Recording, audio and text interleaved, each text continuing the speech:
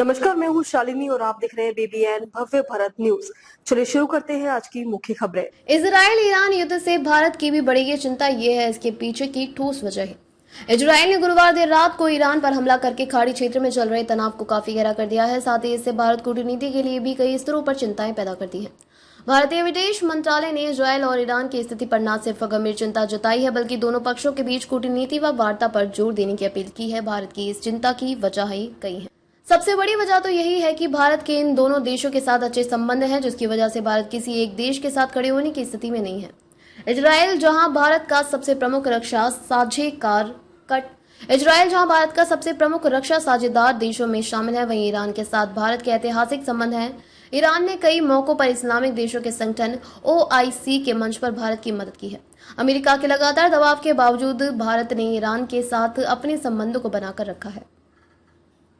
सबसे पहले तो ईरान इजराइल के बीच इस लड़ाई को गंभीर होने की स्थिति में खाड़ी क्षेत्र में काम करने वाले 90 लाख से 1 करोड़ भारतीय नागरिकों की सुरक्षा को लेकर चिंता पैदा हो सकती है। इन भारतीयों ने पिछले साल ही करीब 45 अरब डॉलर की राशि भेजी है, जो देश की इकोनॉमी में अहम भूमिका निभाती है।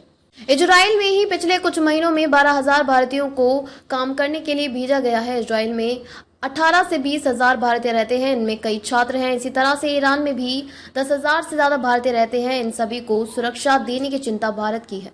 भारत के बयान से यह बात साफ भी हो जाती है। विदेश मंत्रालय ने अपने बयान में कहा कि ईरान और इजराइल की स्थिति से हम काफी चिंतित हैं। परमाणु ठिकानों पर हमले की खबरें और वहां के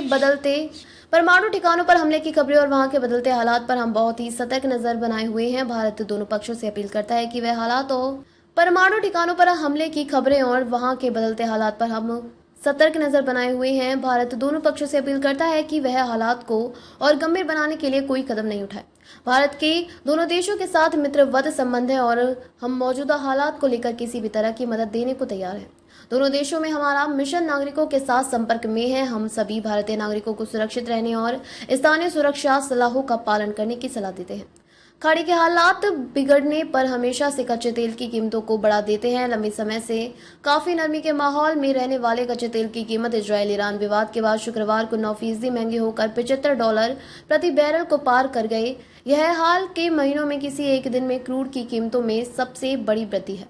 भारत अपनी जरूरत का 86% कच्चा तेल बाहर से आयात करता है। इसमें 60% कच्चा तेल खाड़ी के देशों से आता है। क्रूड का सस्ता होना हमेशा भारतीय इकोनॉमी के लिए फायदे का सौदा होता है। महंगा क्रूड न सिर्फ देश में पूंजी खाते के घाटे, आयात पर होने वाली विदेशी मुद्रा के खर्चे और निर्यात से विदेशी मुद्रा की कमाई का अंतर को बढ़ाता है, बल्कि इसका असर देश की महंगाई दर पर भी दिखाई देता है। ईरान के चाबहार पोर्ट का निर्माण भारत की कूटनीतिक जरूरतों के हिसाब से काफी महत्वपूर्ण है। हाल ही में भारत ने अफगानिस्तान की तालिबान सरकार से बात की है कि कैसे चाबहार पोर्ट से अफगानिस्तान को जोड़ने की योजनाओं को आगे बढ़ाया जाएगा।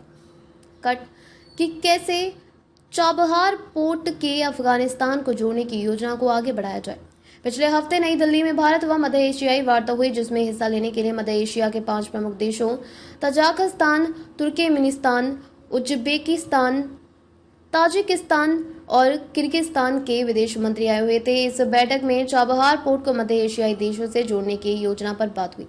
ईरान व इजराइल के बीच युद्ध की स्थिति गंभीर होती है तो यह योजना फिलहाल खटाई में पड़ सकती है। भारतीय कूटनीति के लिए यह बहुत ही मुश्किल है कि वह ईरान और इजराइल में किसी एक देश को चुने। ऑपरेशन सिंदूर के समय इजराइल एकमात्र देश है जिसने खुलकर भारत का समर्थन किया।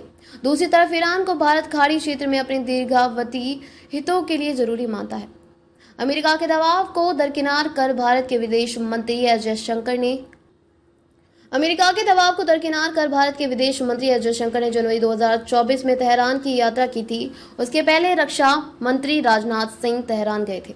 अक्टूबर 2024 में ब्रिक्स शिखर सम्मेलन के दौरान पीएम नरेंद्र मोदी की ईरान के राष्ट्रपति मसूद पेजेशकियां से मुलाकात की थी।